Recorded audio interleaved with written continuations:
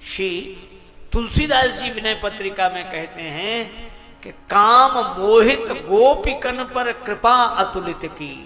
काम भाव से जुड़ी श्री कृष्ण से, काम मोहित गोपिकन पर कृपा अतुलित कीन, और जगत पिता बिरंज जिनके चरण की रजलीन।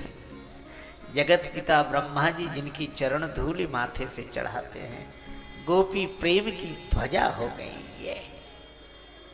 बड़े बड़े संत,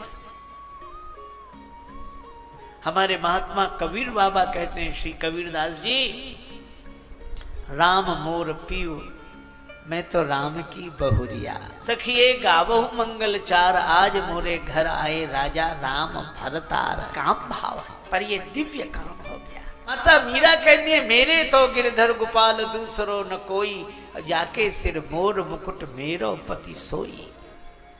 एक संत ने कहा, जो जन ले खसम का नाम, तापे सद बलिहारी जाऊं। ये संबंध है भगवान से।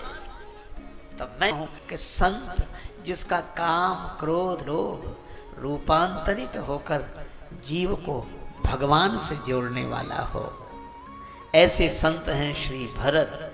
और जिसके मन की प्रत्येक वृत्ति जीव को भगवान से जोड़ने वाली हो, इसको साथ ले देता है।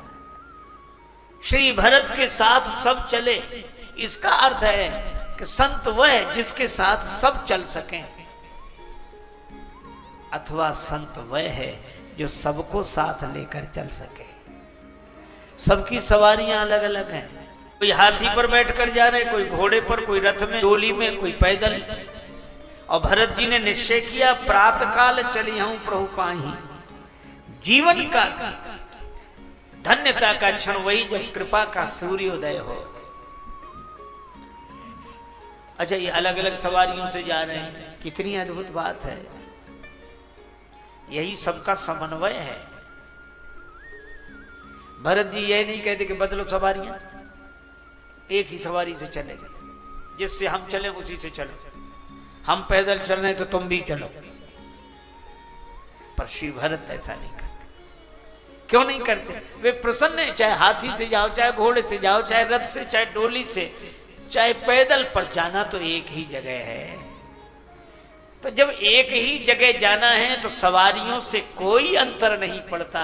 इसी तरह संत वह है जो ये जाने कि इनको तो भगवत प्राप्ति ही करनी है, तो साधनाओं से भी कोई अंतर नहीं पड़ता। चाहे जिस साधना से जाए, चाहे जैसे जाए, हम सबको साथ लेकर चलेंगे। जहां लगी साधन वेद बखानी, सब कर फल हरि भगति भवानी। इसलिए हाथी पर बैठकर जाने वाले कौन है?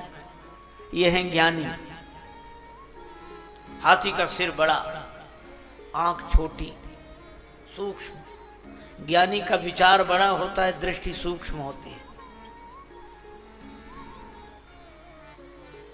और हाथी की एक विशेषता है, हाथी किसी गांव में आ जाए, हम लोगों ने देखा है, हमारे गांव में आता था, छोटा सा गांव, हाथी आ जाए तो गांव भर के वयोवृद्ध श्रद्धालु हाथ जोड़कर खड़े हो जाते, जय हो गणेश जी महाराज, जय हो गणेश जी महाराज। छोटे बच्चों से कहते हाथ जोड़ो, गणेश जी हैं। बच्चे भी हाथ जोड़ते। कितने हाथ जोड़े जाते हाथी के। लेकिन एक दूसरी विडंबना भी है, ये तो सही, जितने इसके हाथ जोड़े जाते किसी के नहीं जोड़े जाते, पर विडंबना यह है कि जितने भौंकने वाले इसके पीछे पड़ते, किसी के पीछे नहीं पड़ते। गांव भर के वयोवृद्ध श्रद्धालु हाथ जोड़े खड़े होंगे तो गांव भर के कुत्ते भौंकते हुए पीछे पड़े होंगे। हमें समझ में नहीं आता कुत्तों को क्या कठिनाई है हाथी से। कोई बराबरी का मामला भी नहीं है, पर कुत्ते तो हमारी भाषा समझते नहीं। अगर समझते तो हम तो पूछते कि तुम्हें हाथी से क्या कठिनाई है, तो कुत्ते शायद एक ही जवाब देते कि हमें हाथी से कोई कठिनाई नहीं है, हमें तो इसके आगे जो हाथ जोड़े खड़े हैं वे सहन नहीं हो रहे हैं। और यही होता है, जिसके आगे लोग हाथ जोड़े खड़े होंगे, भौंकने वाले उसी के पीछे पड़े होंगे। लेकिन अच्छा, कुत्तों में इतनी हिम्मत नहीं कि आगे आके भौंके, हाथी के आगे आके नहीं भौंकते और पीछे भौंकना बंद करते ही नहीं।